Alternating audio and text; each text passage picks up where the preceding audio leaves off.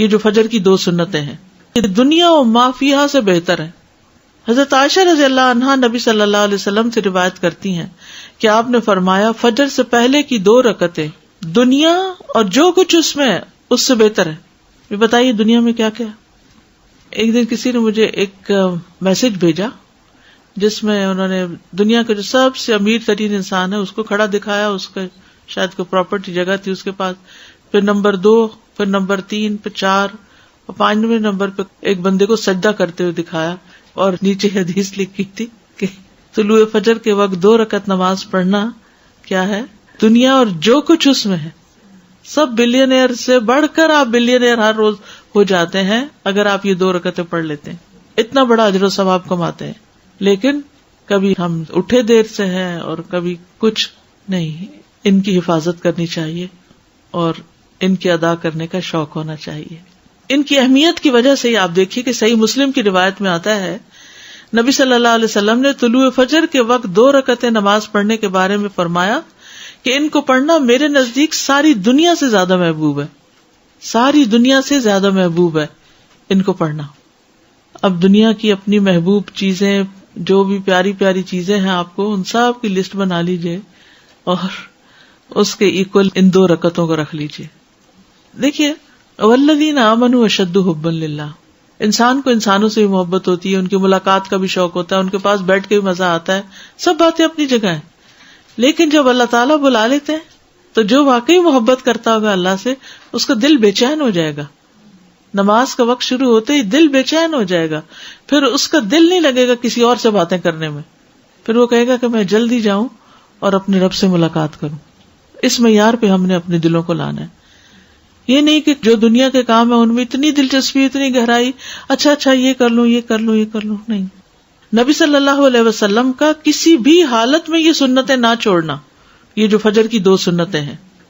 Qaboos اپنے والد سے روایت کرتے ہیں, انہوں نے کہا کہ میرے والد نے ایک عورت کو عائشہ رضی اللہ عنہا کی طرف بھیجا تاکہ وہ ان سے سوال کرے کہ کون سی نماز رسول اللہ صلی اللہ علیہ وسلم کو زیادہ محبوب تھی کہ جس پر آپ ہمیشگی کرتے تھے.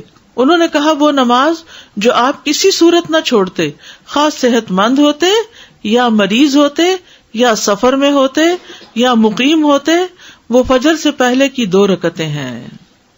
کب کب نہیں چھوڑتے تھے؟ نہ صحت کی حالت میں, نہ بیماری کی حالت میں, نہ سفر کی حالت میں, نہ قیام کی حالت میں, کبھی بھی نہیں یہ 2 رکعتیں چھوڑی. ان کی اتنی زیادہ امپورٹنس ہے.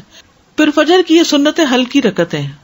حضرت عائشہ سے روایت ہے, انہوں نے کہا کہ رسول اللہ صلی اللہ علیہ وسلم رات کو 13 رکعتیں پڑھتے تھے, پھر جب صبح کی اذان سنتے تو ہلکی پھلکی 2 رکعتیں یعنی فجر کی سنتیں پڑھتے تھے, ہلکی پھلکی. تو نبی صلی اللہ علیہ وسلم کا طریقہ تھا, وہ قل یا ایھا الکافرون اور قل ھو اللہ پڑھا کرتے تھے, تو وہ اس سے چھوٹی ہو جاتی تھی, لمبی قرات نہیں ہوتی تھی ان میں. ابو ہریرہ کہتے ہیں کہ رسول اللہ صلی اللہ علیہ وسلم نے فرمایا جب تم میں سے کوئی صبح فجر سے پہلے 2 رکعت یعنی سنتیں پڑھے تو اس کو چاہیے کہ اپنی دائیں کروٹ پر لیٹ جائے. حضرت عائشہ کہتی ہے کہ جب نبی صلی اللہ علیہ وسلم فجر کی 2 رکعتیں پڑھ لیتے تو اگر میں سوئی ہوتی تو لیٹ جاتے, اور اگر میں جاگ رہی ہوتی تو مجھ سے باتیں کرنے لگتے. اب سوال یہ پیدا ہوتا ہے کہ جس کی فجر کی سنتیں رہ جائیں وہ کب ادا کرے.